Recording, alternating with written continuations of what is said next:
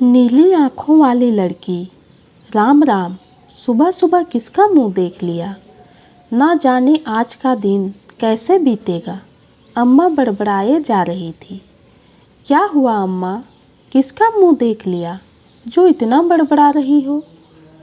अरे वही नीली आँखों वाली लड़की का, जो नई नई मोहल्ले में आई है। जाने कौन है, क्या करती है। रात को जाती है, दिन में आती है। इतने बड़े घर में अकेले रहती है। बताओ भला, ऐसे लोगों को देते ही क्यों हैं घर। परिवार वालों को देना चाहिए, है कि नहीं। अम्मा का जारी था। वो नीली आँखों वाली। हाँ, यही नाम रख दिया था सबने उसका, क्योंकि किसी ने उसका नाम पूछने की हिम्मत ही नहीं उठाई। हमारी कुछ 40 घरों की कॉलोनी है। सभी में अच्छा भाईचारा है। सब मिलजुल कर रहते हैं। हर त्योहार, हर खुशी, हर गम में साथ देते हैं एक दूसरे का। अभी कुछ दिन पहले ही 2 घर छोड़कर रहने वाले शेखर भैया 2 साल के लिए यूएस चले गए और जाते जाते अपना घर उस नीली आँखों वाली लड़की को दे गए किराए पर। बेहद खूबसूरत थी वो। गोरा रंग, नीली आँखें और भूरे भूरे लंबे बाल। जब से आई थी सबके लिए रहस्य के समान थी। कॉलोनी के सभी भैया उसकी एक झलक के लिए बेताब रहते थे।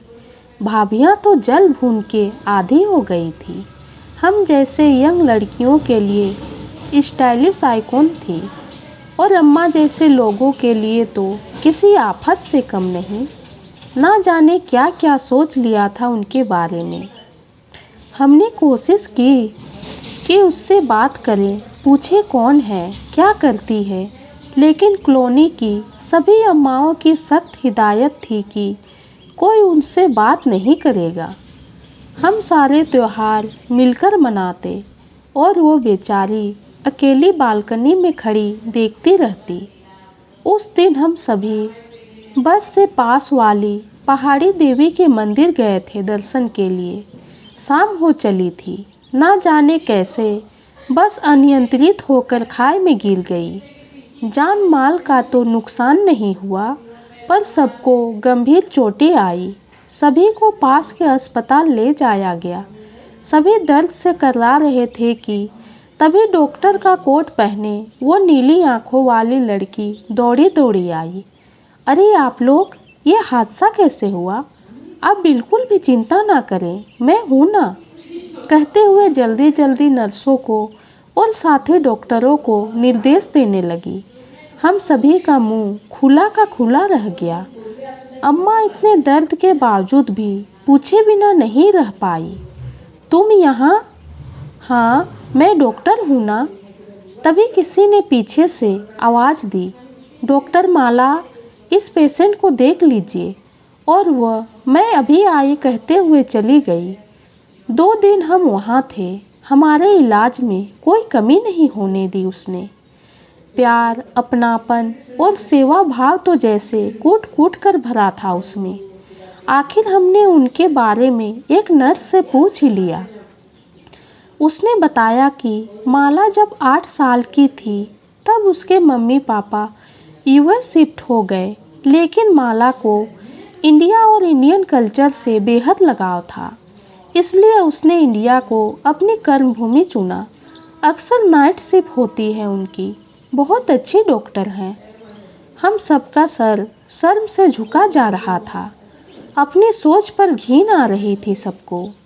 हमारे घर आने के बाद भी माला रोज आती थी सबका हालचाल पूछने।